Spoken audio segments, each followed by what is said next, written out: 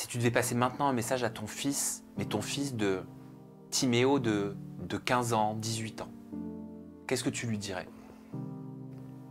Je lui dirais que une maman n'en a qu'une. Pardon.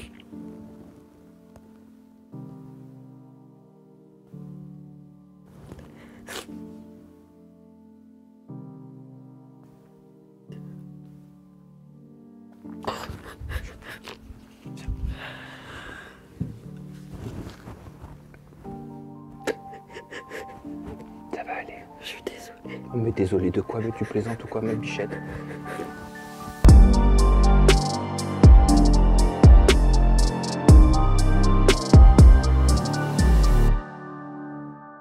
Bonjour Sam, je m'appelle Mégane, j'ai 29 ans et je suis la maman d'un petit garçon qui s'appelle Timéo, qui va avoir 9 ans sur le 3 août et qui présente un handicap. Donc il a un trouble de l'opposition et de la provocation et un TDAH, donc un trouble de l'attention avec hyperactivité. À cela s'ajoute une déficience intellectuelle et un syndrome épileptique. Bonjour Mégane. Merci pour la confiance que tu accordes à ma communauté et moi-même pour contribuer à notre échelle, parce que je le dis tout le temps à la communauté des interviews justice et à la communauté de mes réseaux sociaux. Voilà, quelque part, on contribue à porter ta parole au travers de cette interview. Tu parles de troubles obsessionnels avec provocation et troubles de l'attention avec hyperactivité. Il n'y a pas que ça, mais est-ce que tu peux déjà nous expliquer ce que c'est, qu'on comprenne, parce que c'est des mots quand même très techniques. C'est ça. Donc déjà, premièrement, le trouble de l'opposition avec provocation, ça veut dire que ton enfant, en fin de compte, il se met tout le temps en opposition par rapport à ce que toi, tu peux lui inculquer comme valeur. Si tu lui mets des formes d'autorité ou par exemple non, du coup, c'est très frustrant. Donc pour l'enfant, en fait, il va être dans l'opposition constante. Ça va être, pour lui, il va faire tout le contraire de tout ce que toi, tu vas vouloir qu'il fasse. Et la provocation, en fait, il va toujours te pousser dans tes retranchements, même en tant qu'enfant. Il est, il va toujours chercher la petite bête en fait pour te monter en pression et puis du coup te faire entre guillemets te faire fâcher en fait. Et donc le TDAH, donc c'est le trouble de l'attention avec hyperactivité. Ça veut dire que ton enfant ne tient pas en place, qu'il est tout le temps en mouvement, à part quand il dort, qu'il demande tout le temps à être stimulé, qu'il veut tout le temps aller dehors, qu'il veut tout le temps sortir, même quand toi tu es fatigué. Et même quand tu lui expliques, quand tu fais de l'étayage avec lui, que tu essayes de lui faire comprendre les choses, que là c'est comme ça, en fin de compte, il faut toujours étayer en fait. Tu t'en es rendu compte rapidement que ton enfant présentait des troubles? Alors, pas spécialement. En fait, là où ça m'a mis un peu la puce à l'oreille, c'est que Timéo a commencé à marcher très tard. Il a commencé à marcher, il avait 23 mois. Il criait beaucoup, énormément même. Il est rentré à l'école maternelle, à la première école maternelle qu'il a intégrée. En fait, il n'était pas propre non plus en journée, bien qu'on l'avait initié au pot avec son papa. C'était toujours quelque chose qu'il n'avait pas acquis. Donc moi, ça m'avait quand même alerté sur le fait que j'avais une petite nièce et que je voyais que l'évolution, elle était beaucoup plus développée que ça. Donc j'en ai parlé à la directrice en lui disant que j'étais inquiète par rapport à ce point-là vis-à-vis de Timéo. Et la directrice m'a dit, écoutez, nous, on ne voit pas de cause, on ne voit pas de ces troubles-là. Je lui dis, j'aimerais qu'il puisse voir une psychologue scolaire pour qu'elle me dise ce qu'elle en pense et puis qu'on puisse être orienté, en fait. Donc, elle m'a dit non, Timéo est trop petit, je ne vois pas le but, en fait, je vois pas le but de ça. Donc, bon, j'ai pas été écoutée à ce moment-là. Ce fut qu'on a déménagé, en fait, dans une commune voisine et en fin de compte, on a été entendu par cette école-là. Cette école-là ont vu que notre fils avait des difficultés, nous ont orientés vers la MDPH de notre département, puisque Timéo faisait beaucoup aussi de crises en classe, des crises de violence, d'agressivité envers lui-même, mais aussi envers les autres, de fugue. Alors, qu'est-ce que ça représente, ces crises de violence envers lui-même ou envers les autres? Il se passe quoi quand il y a une crise qui est déclenchée? T'as l'impression que c'est plus ton petit garçon que t'as en face de toi, en fait. Il mord, il tape, il te donne des coups de poing. Quand il était plus petit, c'était quand même assez gérable parce que, un enfant n'a pas spécialement une force monstre, mais plus Timéo prend de l'âge, plus ça devient compliqué à gérer puisque du coup, en cas de crise comme ça, c'est une force qui peut Enfin, même nous, on n'en a pas confiance hein, en tant qu'homme ou en tant que femme. Quand ils sont vraiment en état de crise, ça peut être vraiment choquant. Il se tape lui-même? Plus maintenant. Il s'automutile par contre au niveau des ongles, donc il s'arrache les ongles, les peaux des lèvres. Il va s'arracher en fait les ongles, quitte à plus avoir d'ongles hein, pratiquement. Aïe, il doit souffrir. Bah écoute, non, pas plus que ça. Il ne se plaint pas. Du coup, on a essayé plusieurs choses. Hein. J'ai essayé le vernis amer, j'ai essayé de... Mais même ça, hein, le vernis amer, il y va quand même, quoi. Et j'imagine que tu lui as posé la question, que tu as essayé de comprendre, de lui dire, mais qu'est-ce que ça lui procure? Est-ce que c'est un soulagement? Pourquoi? Oui, je lui ai demandé. Alors, il m'a dit que c'est parce qu'il était stressé. Je lui ai dit, mais stressé de quoi? Parce qu'après, maintenant, il s'exprime quand même relativement bien, oui. contrairement à avant. Mais il ne va pas te dire le pourquoi du comment. Il va juste te dire, je suis stressé, mais il ne va pas y avoir de dialogue profond avec Timéo, en fait. Il a que 9 ans. C'est ça va être de la surface. Mais même des questions basiques, tu vas lui demander pourquoi il a tapé le chien. Il ne va pas te savoir t'expliquer le pourquoi du comment. Il le sait, tu penses, lui-même, ou il ne le sait pas? Non, je pense qu'il ne le sait pas. C'est indépendamment de lui, en fait. Donc, c'est une colère, une violence qu'il ne contrôle pas, qu'il ne maîtrise pas et qu'il ne mesure pas. C'est ça. Il n'a pas conscience de la gravité en fait de ses actes et de ses gestes, mais envers qui que ce soit, hein, parce que ce soit envers moi ou les éducateurs qui le suivent, que ce soit envers sa petite sœur, envers le chien, il n'a pas conscience de ses excès de violence, puisqu'en fin de compte, quand il va être en état de crise comme ça, violente, je vais avoir un petit garçon qui va se mettre à tout casser dans la maison, qui va se mettre à insulter, à taper, à vouloir m'étrangler, à me donner des patates, à me cracher dessus. Et après, je vais avoir un petit garçon qui va voir que quand je me mue, en fait, parce que j'ai appris à retirer le retrait d'attention avec Timéo, donc je ne rentre pas en fait dans cette crise, parce qu'il faut savoir que quand un enfant comme ça est en état de crise, il faut être deux. Il faut être deux et il faut que la personne, en fait, avec qui le conflit s'est passé, il ne faut pas que ce soit cette personne-là qui le sorte de cette crise-là, en fait. Il faut que ce soit une personne étrangère. Extérieure à la situation. Donc toi, ça veut dire que tu as appris à, je vais parler vulgairement, mais à plus calculer ton fils quand il est en crise pour pas lui donner la matière à faire preuve de plus de violence, de plus de colère et de se faire souffrir et de faire souffrir les autres. Exactement. Ça doit être dur pour toi en tant que maman. C'est très dur parce que tu vois ton fils en souffrance et tu sais pas comment l'aider en fait. Et enfin, c'est toute une famille qui est en souffrance. C'est sa petite sœur qui grandit au milieu de tout ça. Elle va avoir 11 mois, sa petite sœur? Elle va avoir 11 mois, ouais. Mais elle est déjà bien évoluée. Ben oui, mais elle grandit dans les cris, elle grandit dans la colère, elle grandit dans la peine. C'est ça. C'est ça. C'est ça. Parce que c'est un quotidien difficile en tant que parent. C'est très difficile parce que tu sais pas vers où tu vas en fait et tu te sens seule parce que après on a des amis ou autres mais je veux dire je me prive de beaucoup de choses en tant que maman. C'est mes enfants avant et en fait je suis tellement fatiguée, je suis tellement prise par le handicap de mon fils au quotidien que j'ai plus d'ouverture en fait sur le monde et sur ce qui m'entoure. C'est vraiment je suis focus dessus et je suis focus sur ma peine. Et sur la sienne en premier. Parce que c'est un handicap. Hein. C'est un handicap. Il a été reconnu pour ça. Moi, je suis en train d'essayer de faire pousser des investigations. Du coup, parce que pour moi, je pense qu'il y a autre chose. Après, je ne suis pas médecin. Tu penses qu'il y a quoi? Je ne peux pas te dire ça, mais après, j'ai vu pourtant des spécialistes. Hein. Mon fils est suivi en hôpital 2 jours. Il a eu plusieurs traitements médicaux, des traitements forts, très forts pour un enfant, à savoir du tiers-sang. Ça sert à quoi, ça? Ça sert à calmer, en fait. C'est des psychotropes. Ah oui, donc ça le fatigue, ça le casse, quoi. C'est ça, exactement. Et en fait, tous les traitements qu'il a pu avoir, il a commencé à être suivi en 2019. Aujourd'hui, on est en 2024. Aucun traitement n'a fonctionné pour l'apaiser, en fait. C'est-à-dire ça ne limite pas la colère? Ça ne limite pas la colère. Ça ne limite pas la violence?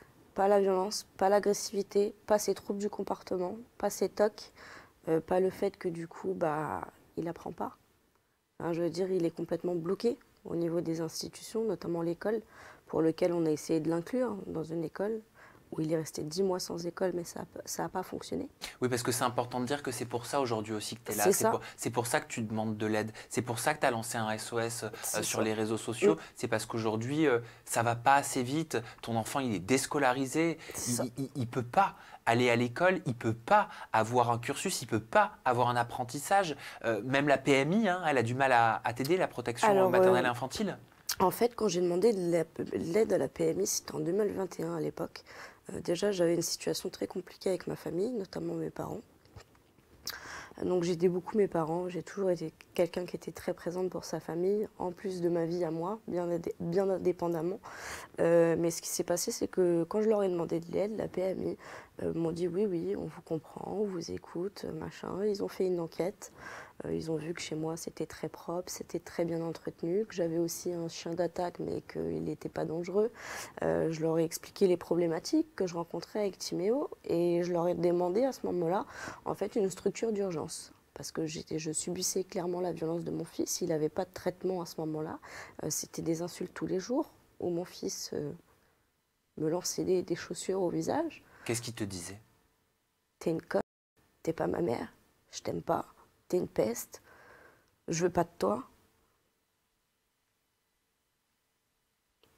C'était ça que je subissais de mon fils. Ça fait mal? Ça fait mal. Pourquoi? Ça fait mal parce que c'est mon fils. Je l'ai porté pendant 9 mois. J'ai souffert pour le mettre au monde. Il y a des moments où, même si tu savais que c'était un syndrome, même si tu sais que c'est un handicap, il y a des moments où, quand tu entends ton fils t'insulter comme ça, te frapper, tu te dis c'est pas possible, il m'aime pas. Il y a des fois, oui. Je me dis, mais qu'est-ce que je lui ai fait en fait? Je suis toujours celle qui est présente pour lui, qui même indépendamment du mal qu'il me fait, bah, je bataille encore. La preuve, sinon aujourd'hui je ne serais pas avec toi. Je bataille, je bataille. Mais ouais, des fois je me dis, mais en fin de compte, s'il n'aurait pas de maman, ça serait pareil, quoi. Tu as été rassuré par des personnes dont c'est le métier, par des psychologues qui t'ont expliqué que ton fils, il t'aimait? Oui, là-dessus, sur ce point-là, j'ai quand même été rassurée. Ils m'ont dit que c'était indépendamment de nous, en fait, que c'était le handicap de Timéo qui faisait que du coup, il était comme ça. Et qu'il ne fallait pas que je prenne forcément tout ce que Timéo disait à cœur. Parce que Personnellement. voilà, personnellement, parce que je suis quand même quelqu'un d'hypersensible. Mais par rapport à la fois où j'ai demandé de l'aide, enfin, je n'ai pas été entendue déjà en 2021. Par rapport à cette violence que je subissais au quotidien, par rapport au fait que je voulais que mon fils voie quelqu'un, qu'il n'avait pas de traitement à ce moment-là, la seule chose qu'on a su faire, c'est m'envoyer devant le tribunal. Pourquoi devant le tribunal? Pour une mesure éducative, comme si le problème venait du domicile. En quoi consiste une mesure éducative, Mégane? Une mesure éducative, en fait, c'est pour que ton enfant ait des éducateurs, en fait, pour te guider. Comment faire avec ton enfant. Donc comme si tu ne savais pas t'occuper de ton enfant. Comme si je ne savais pas m'occuper de mon Mais enfant. pourquoi te mettre vers une mesure éducative alors que le problème ne venait pas de l'éducation ou de l'environnement, mais vient tout simplement d'un handicap? Alors là, pourquoi? Parce qu'en fin de compte, en 2021, j'ai été hospitalisée du fait que mon fils me tapait dessus. J'étais vraiment arrivée au bout du bout. On peut te dire que j'avais limite un syndrome dépressif. Mais personne ne m'a écoutée à ce moment-là, donc ils ont fait cette enquête-là. Et du fait que j'étais fatiguée, qu'on n'est pas allé à 2 convocations, bien qu'on leur ait signalé par mail le pourquoi du comment on ne pouvait pas venir, ils ont fait une IP, du coup, enfin, ils ont lancé une information préoccupante auprès de la juge des enfants pour demander cette fameuse mesure éducative. Sauf que bah, je suis arrivée avec un dossier comme ça. Je suis arrivée devant la juge, j'avais forcément une petite angoisse, hein. C'était la veille de mon anniversaire. Je suis quelqu'un de très cérébral, donc je me rappelle de tout. La juge a regardé la dame de l'ASE et elle a dit « Mais qu'est-ce que Madame Dubosc et Monsieur Berthereau viennent faire ici ?» Je ne comprends pas la demande, là, en fait, de l'ASE. Donc, à faire classer sans suite, quoi. Mais c'est quelque chose qui est marquant. Et quelle est la réponse de l'ASE dans tout ça? Ils ne savaient pas quoi dire à ce moment-là. La dame qui était, en fin de compte, qui représentait les dames qui nous avaient fait ce signalement, bah, du coup, elle était dépourvue face à la situation et elle n'avait même pas réponse, en fait. Ouais, mais ça rajoute des soucis, ça C'est rajoute ça. du mal à une famille qui C'est va ça. déjà mal, qui souffre. C'est ça. On n'a pas besoin de te rajouter tout ça, Mégane. Non, mais on me l'a rajouté quand même. Et j'ai pris sur moi, encore une fois. T'es épaulée?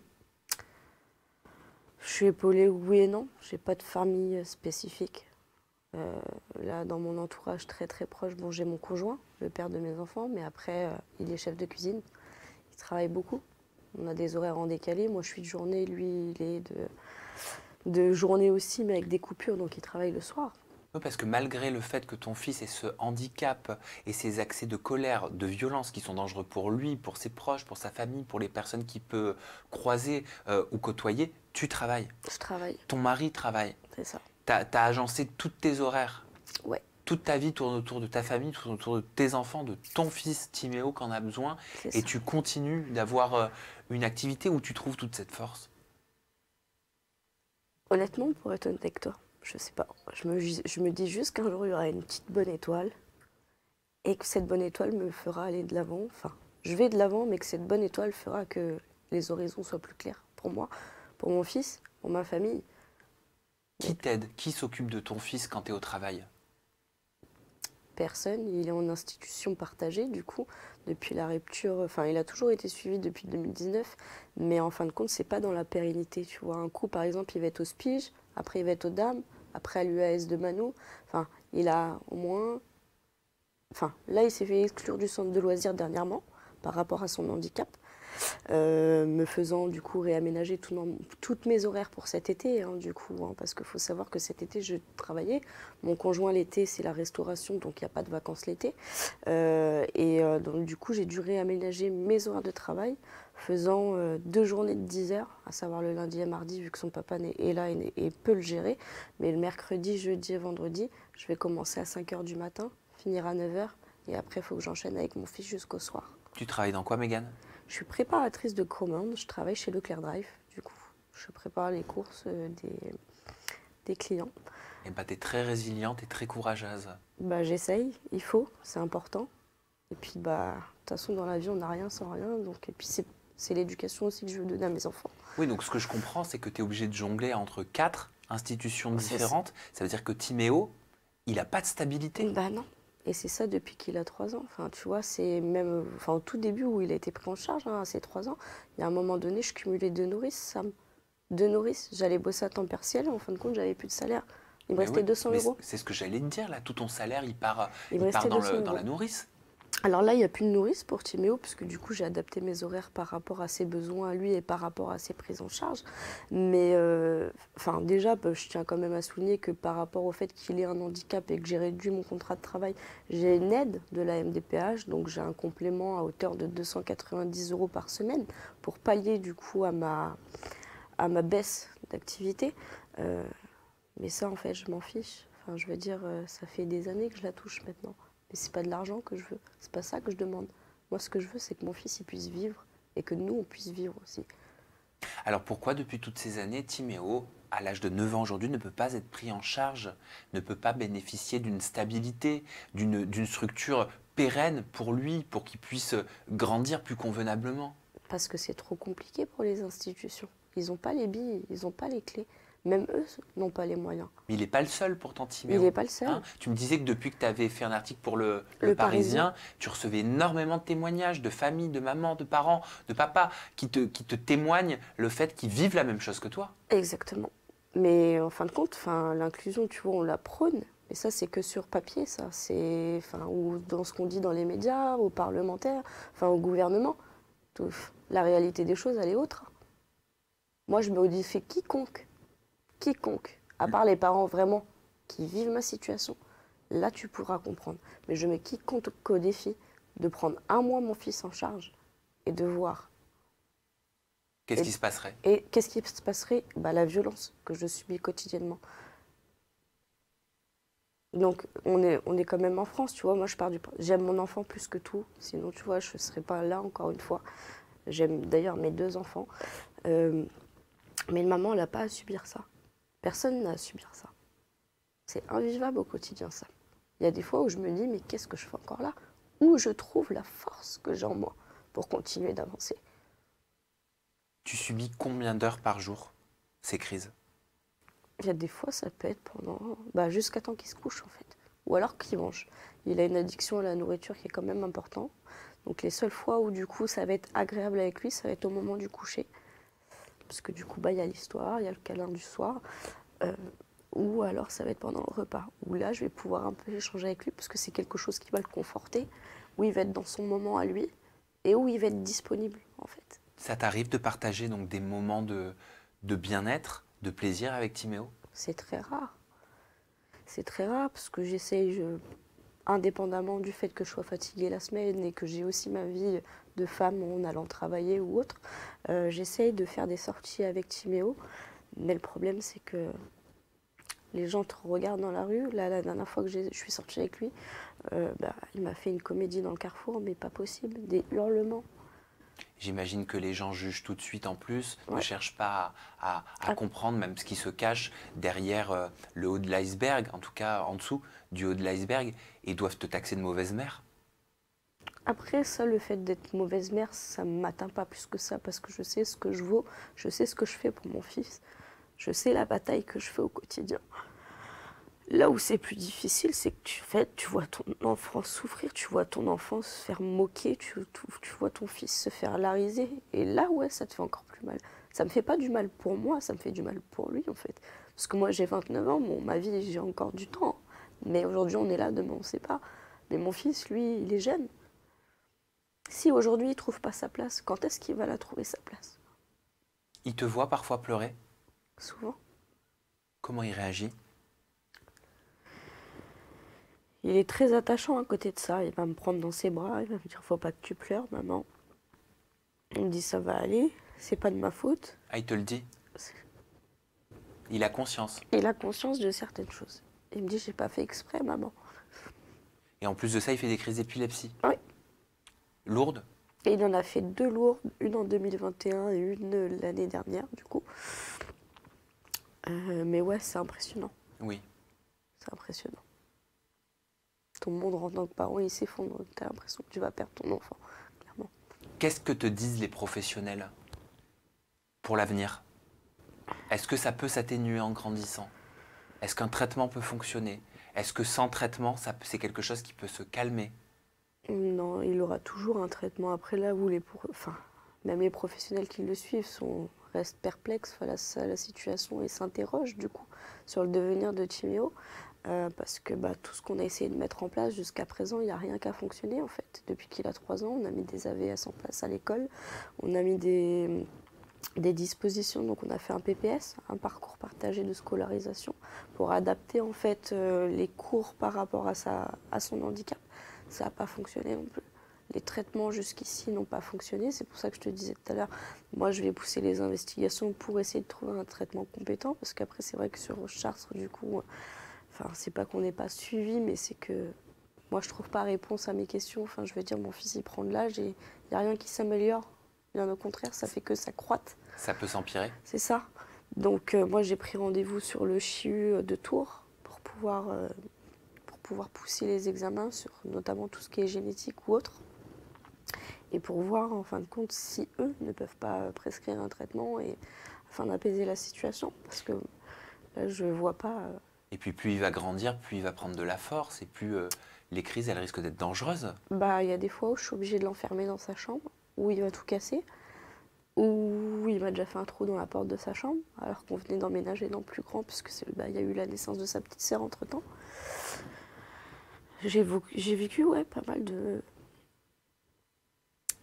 trucs compliqués, quoi. Et au niveau du couple? C'est très compliqué. Parce que quand tu parles beaucoup de choses sur toi comme ça, quand tu dois tout concilier, déjà t'as pas de temps pour toi. Donc entre guillemets, c'est pas que j'ai pas de temps pour mon couple, c'est que en fait je suis pas dedans. J'aime mon conjoint, mais je peux pas lui donner ce que j'aimerais lui donner. Parce qu'en fin de compte, je subis tellement avec mon fils que du coup j'ai même pas la force de ça, quoi. Il y a plusieurs fois où oui, on en arrive à parler de séparation, même au bout de 10 ans. Tu vois, ça fait 10 ans qu'on est ensemble. Donc c'est le même père pour mes 2 enfants. Mais il y a des fois où non, j'aimerais juste vivre en fait. Ouais, c'est un impact hein, sur tout, hein, sur ta vie de femme, sur ta vie de mère, sur ta vie professionnelle, sur vos vies. Hein. C'est ça. Bah, vie de femme, moi, j'en ai plus, hein, clairement. Là, j'ai fait l'effort parce que je venais te voir, du coup, mais dans la vraie vie, je suis pas quelqu'un qui va me maquiller ou je me maquille peut-être pour les occasions, mais ça va être tout, quoi. Je suis tellement fatiguée, en fait, que j'ai même pas le courage. Ou que ça me demande une tâche supplémentaire trop fatigante, en fait, à faire pour moi. Enfin, quand je fais passer mes priorités. Qu'est-ce qui va se passer là? Est-ce que tu sais un petit peu dans les mois, les années à venir, ce qui peut se passer pour vous? Alors là, pour l'instant, je ne sais pas, je suis dans le flou. Nous, on a eu dernièrement une réunion à la MDPH de notre département, donc c'est la maison départementale pour les personnes handicapées. On a mis en place un PAG, donc un projet global d'accompagnement par rapport à Timéo, du fait que tout ce qu'on a mis en place jusqu'à présent n'a pas fonctionné. Et du coup, ils nous ont demandé clairement ce qui était notre demande. Alors moi, j'ai clairement exprimé mon ressenti de maman en disant que ce que je souhaitais, c'est que mon fils puisse être accueilli en IME du lundi au vendredi, à savoir en internat du coup, que moi je puisse aller travailler convenablement, que je puisse prendre du temps pour moi, que sa sœur puisse grandir aussi dans des bonnes conditions, que Timéo puisse évoluer aussi en tant qu'enfant, en tant que personne lui-même, sur ses troubles, et qu'il puisse avancer, tout simplement, et que cette violence, elle puisse se stopper. Moi, j'ai 29 ans, mon fils, il va en avoir 9, mais j'ai peur de mon fils. Il a déjà sorti des couteaux avec moi. Il m'a déjà défiguré 3 fois. 3 fois pour lesquelles j'ai été faire constater. Je l'ai fait aux hôpitaux. Où j'ai montré la violence, j'ai pointé du doigt comment mon fils pouvait agir. Et là, est-ce que tu penses que j'ai été écoutée en 2021? Et la situation, elle est toujours la même. T'as peur d'un drame potentiel? Oui, j'ai peur. Il a même déjà, enfin, indépendamment de moi, là c'est moi qui subis le plus, mais j'ai mon ancien voisin qui l'avait gardé à un moment donné, une chose toute bête, j'avais rendez-vous chez l'esthéticienne du coup pour me faire mes sourcils, donc là ça faisait plus d'un mois que j'avais calé ce rendez-vous, j'étais super contente d'y aller. Je vais à mon rendez-vous, mon voisin qui m'appelle en panique, il me dit mais Mégane viens, rentre, j'ai peur, ton fils fait que m'insulter, il a sorti un couteau. Il veut pas descendre pour aller au taxi à sa prise en charge. Il m'a dit rentre s'il te plaît. Je lui dis mais Daniel, pourquoi tu m'as pas appelé tout de suite? Il me dit je voulais pas te déranger.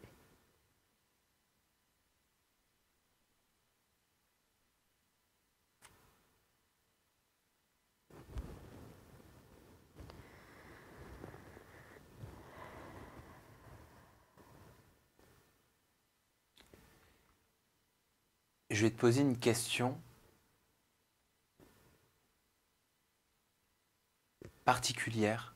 C'est pas une question en fait, c'est un message, Mégane. Ton fils, il a 9 ans, Timéo aujourd'hui. C'est son handicap qui crée toute cette violence, cette colère qu'il a en lui. Je te souhaite que dans les années, quand ils deviennent adolescents, adultes, tout ça, ça s'apaise. Et je souhaite qu'avec tes investigations et peut-être qu'à l'issue de cette interview, tu vas même recevoir des messages, tu vois, qui vont t'aiguiller, t'éclairer, pour que tu puisses continuer d'espérer et que ça aboutisse à des choses plus pérennes et plus agréables pour vous tous. Si tu devais dire maintenant, si tu devais passer maintenant un message à ton fils, mais ton fils de Timéo de 15 ans, 18 ans, qu'est-ce que tu lui dirais? Je lui dirais que une maman n'en a qu'une. Pardon.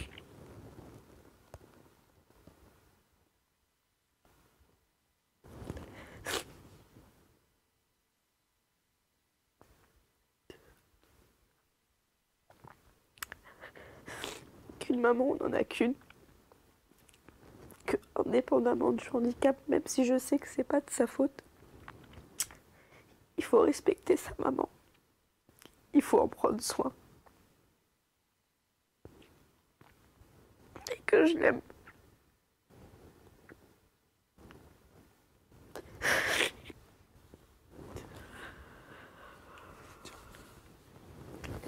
Merci.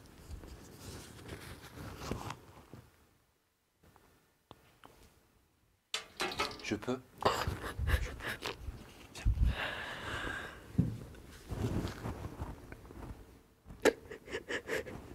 Ça va aller. Je suis désolée. Oh, mais désolé de quoi? Mais tu plaisantes ou quoi, ma bichette? Toi aussi, t'as besoin de réconfort. C'est juste que ça me renvoie à des choses de mon passé. J'ai aussi une sœur qui est handicapée, Oui. qui était violente aussi avec ma maman. Donc en fait, toute la peine que ma mère pouvait ressentir, et ben je la ressens. Tu vis ce que ta mère vivait un C'est petit peu ça. quelque part aujourd'hui. C'est ça. Et ma mère se plaignait souvent qu'elle était fatiguée, que ma mère était souvent en dépression Oui. aussi vis-à-vis de ça. Moi, non, j'ai un peu plus de force que ça. Et à l'époque, tu mesurais peut-être pas. Je mesurais peut-être pas l'ampleur, je mesurais pas du tout l'ampleur. Et en fait, j'ai compris qu'après, tu vois, j'ai perdu ma mère en 2022 Ah, désolé. d'un cancer très foudroyant. En 3 mois, j'avais plus ma maman. Je me suis aussi occupée d'elle en fin de vie, parce qu'elle est décédée au domicile de mes parents.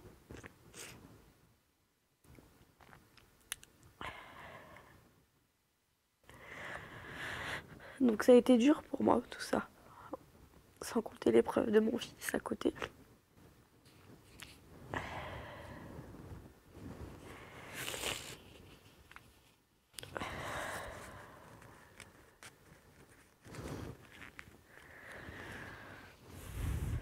Ça va aller. Il faut que ça aille. T'es combative, t'es résiliente, t'es courageuse, t'es intelligente. J'essaye. Ça se voit que t'es plein d'amour. Tout va s'apaiser, j'en suis sûre. C'est juste un... C'est très long, c'est très difficile. Tu vois pas le bout du tunnel. Face à la maladie, face au handicap, c'est pas que la personne concernée qui souffre, c'est tout son entourage. C'est ça. Voilà. Mais c'est les moyens qui manquent aussi, tu vois. Bien Moi, sûr. je comprends pas pourquoi, du coup. Enfin, après, j'ai rien contre, hein, tu vois, mais il y a des personnes qui vont toucher de l'argent, des millions, des milliards. Mais il faut savoir, hein, une chose, c'est que quand la maladie, elle touche, bah, l'argent, à côté de ça, moi, je m'en fiche. Tu vois. C'est... Non, il faudrait qu'avec, justement, des fonds, on puisse ouvrir des lieux spécialisés pour ces enfants-là. Je parle pas que de mon fils, indépendamment.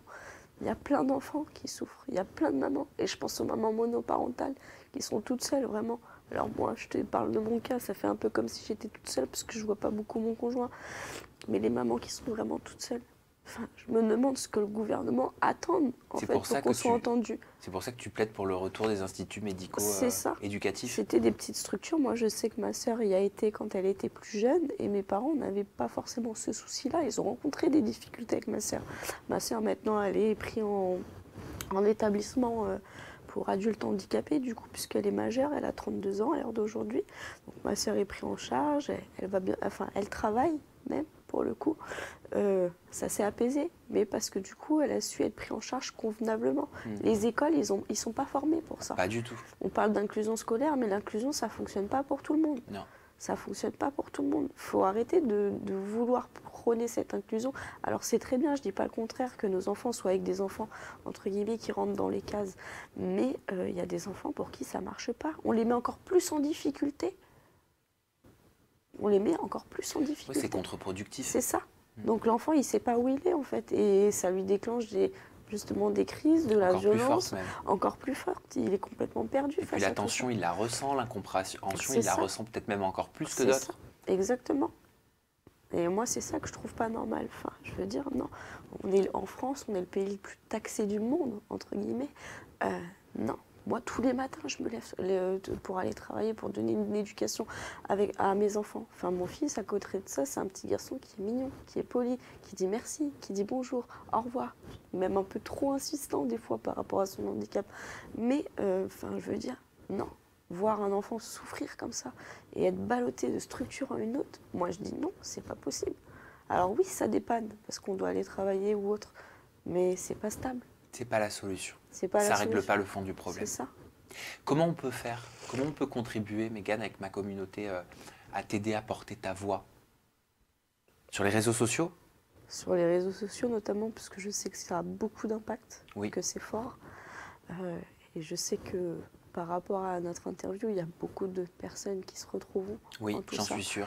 Là, il n'y a pas si longtemps que ça, 2 jours à peu près, j'ai du coup sorti une pétition que j'ai appelée pour nos enfants handicapés sans solution. Donc il y a déjà quelques signatures.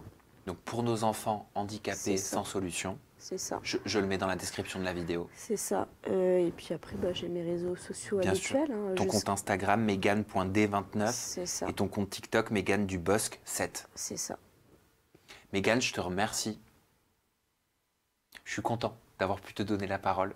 Merci à toi et un grand merci même à toi puisque je te connaissais de nom, hein, mais j'ai pas trop le temps pour les réseaux sociaux. Bien que j'ai regardé quelques de tes interviews, mais j'ai pas le temps pour ça parce que je suis prise par la maladie, par ma vie de famille. Mais je trouve ça très très gentil de ta part parce que ce que tu fais, il n'y a pas beaucoup qui le feraient. Et c'était quand même un point que je voulais souligner. Je pense que, je te connais pas personnellement, mais je pense que tu es quelqu'un de très humble et tu as l'air d'avoir un grand cœur. Donc je te remercie aussi. C'est moi qui te remercie déjà pour ton fils Timéo parce qu'il a de la chance d'avoir une maman comme toi et tu verras qu'il s'en rendra compte et qu'il s'en rend compte. C'est juste qu'il n'arrive pas à l'exprimer. C'est sa colère qui parle pour l'instant. Merci Megan. Merci Sam. Merci à vous pour votre fidélité. On se retrouve prochainement avec un nouveau témoignage justice. Prenez soin de vous et de vos proches. À bientôt.